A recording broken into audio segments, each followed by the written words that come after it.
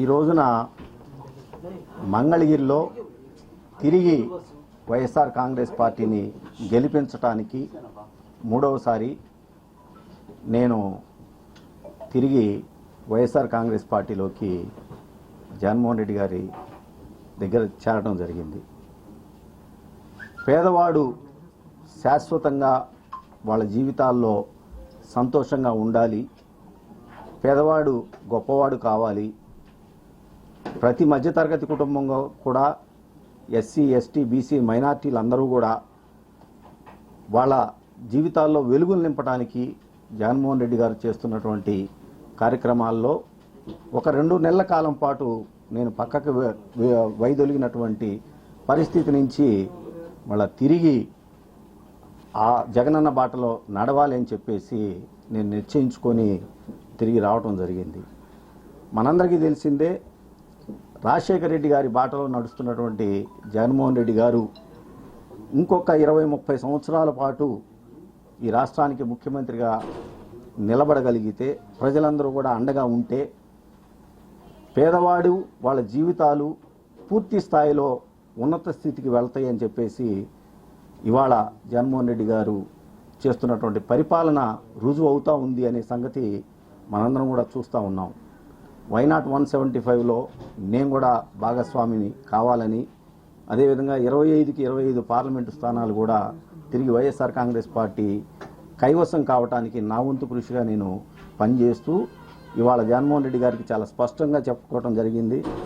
2014 నుంచి 2024 వరకు కూడా 2 సార్లు నాకు ఆయన మంగళగిరి శాసనసభ్యుడిగా అవకాశం కల్పించినందుకు ఆయనకి ధన్యవాదాలు తెలియజేస్తూ, అన్నా మీరు ఏ అభ్యర్థిని మంగళగిరిలో మీరు ఇచ్చినా కూడా ఆ అభ్యర్థి విజయానికి పూర్తి స్థాయిగా అన్కండిషనల్గా నేను పనిచేసి ఖచ్చితంగా తిరిగి మూడవసారి మంగళగిరిలో వైఎస్ఆర్ కాంగ్రెస్ పార్టీ గెలుపుకి నేను పనిచేస్తానని చెప్పి చెప్పడం జరిగింది. ఇటువంటి పరిస్థితుల్లో ఇక నుంచి అన్నకి నేను చెప్పడం కూడా జరిగింది, పేదవాడికి ఏ విధంగా అయితే ఈ రోజున జరుగుతున్న అదే ప్రతిపక్షాలన్నీ కూడా చూసాం. 2009లో రాజశేఖర రెడ్డి గారి మీద ప్రతిపక్షాలన్నీ కూడా ఏకమయ్యి ఏ విధంగా అయితే మరి రాజకీయంగా వచ్చినాయో ఆ రోజున ప్రజలందరూ కూడా రాజశేఖర రెడ్డి గారికి అండగా నిలబడ్డారు. అలాంటి పరిస్థితి మళ్ళా తిరిగి ఈ రోజున వస్తూ ఉంది.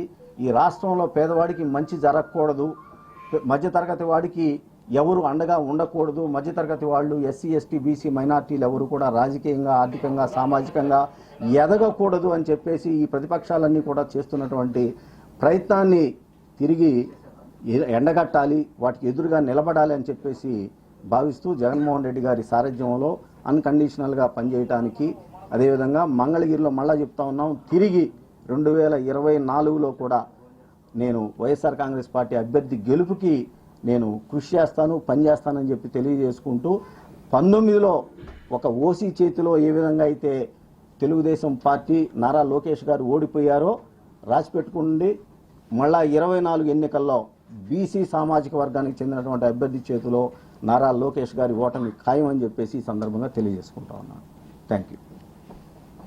ఓన్లీ మంగళగిరి వరకేనా సార్, ఇంకా మిగతా గుంటూరు పార్లమెంట్కి సంబంధించి నియోజకవర్గాలు అలాగే పొన్నూరుకు సంబంధించి అభ్యర్థి ఎంపిక చెప్తారండి, అది చెప్తామన్నారు. రీజనల్ కోఆర్డినేటర్స్ తోటి మాట్లాడుకొని ఏ నియోజకవర్గాల్లో నేను నా సేవలు పనికి వస్తాయని చెప్పేసి పార్టీ భావిస్తూ అన్ని చోట్ల తిరిగి నేను పనిచేయడానికి రెడీగా ఉన్నాను. వర్ధిల్లాలి ఆర్కే గారి నాయకత్వం, వర్ధిల్లాలి ఆర్కే గారి నాయకత్వం, జై జగన్, జై జగన్, జై జగన్, జై జగన్, జోహార్ వైఎస్ఆర్. గతంలో కొన్ని కామెంట్స్ కూడా చేశారు, వాటికి సంబంధించి కట్టుబడి ఉంటారా లేదంటే దానికి సంబంధించి అంటే ఎటువంటి వ్యాఖ్యలు అంటే అభివృద్ధికి సంబంధించి లేదంటే మంగళగిరి అభివృద్ధికి సంబంధించి జగన్మోహన్ రెడ్డి గారు అధికారులను ఆదేశించి ఆ పనులన్నీ కూడా చేయడం జరిగింది. ఉదాహరణకి గతంలో చంద్రబాబు నాయుడు గారు ముఖ్యమంత్రిగా ఉన్నప్పుడు ఏదైతే బలవంతపు భూసేకరణకి మంగళగిరి రూరల్ అదేవిధంగా తాడేపల్లి రూరల్ మండలాల్లో బలవంతపు ల్యాండ్ ఎక్విజిషన్కి నోటిఫికేషన్ ఇచ్చారో దాన్ని రద్దు చేస్తాము అని చెప్పి చెప్పడం జరిగింది. ఆ విధంగా ఆల్రెడీ పని సిఆర్డీఏ వాళ్ళు గుంటూరు కలెక్టర్ గారు కూడా పనిచేయడం జరిగింది. అది తుది దశకి చేరుకుంది. అదేవిధంగా మంగళగిరి డెవలప్మెంట్కి సంబంధించి కూడా పూర్తి స్థాయిలో అంచనాలు అవి సిద్ధమైపోయి పనులు కూడా ఆల్రెడీ స్టార్ట్ చేశారు కాబట్టి అది ఆ దిశగా ఇవాళ పనులు పూర్తి స్థాయిలో అయిపోవస్తా ఉంది. అది నేను ఇంకా అడగలేదండి జగన్మోహన్ రెడ్డి గారిని. జగన్మోహన్ రెడ్డి గారు ఏ అభ్యర్థి ఇచ్చినా బీసీ సామాజిక వర్గానికి మాత్రం మంగళగిరి సీట్ ఇస్తా ఉన్నారు. ఆ అభ్యర్థి గెలుపు కోసం నేను పనిచేస్తాను.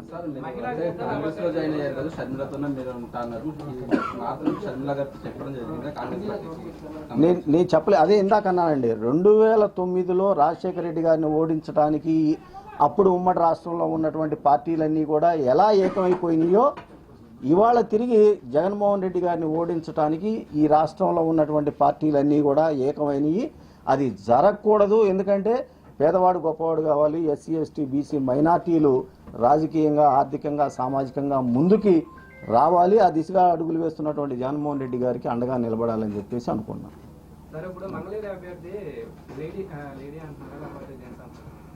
అది నాకు తెలియదండి. అదే అన్నాం, జగన్మోహన్ రెడ్డి గారు వైఎస్ఆర్ కాంగ్రెస్ పార్టీ ఎవరికి మంగళగిరి సీట్ ఇచ్చినా కూడా బీసీ సామాజిక వర్గానికి సంబంధించి వాళ్ళ గెలుపు కోసం 100కి 100% పనిచేస్తాము. ఖచ్చితంగా మూడవసారి 2024లో వైఎస్ఆర్ కాంగ్రెస్ పార్టీ జెండా రెపరెపలాడుద్ది మంగళగిరిలో. Subscribe to Social TV Telugu for more videos. Hit the bell icon for faster updates.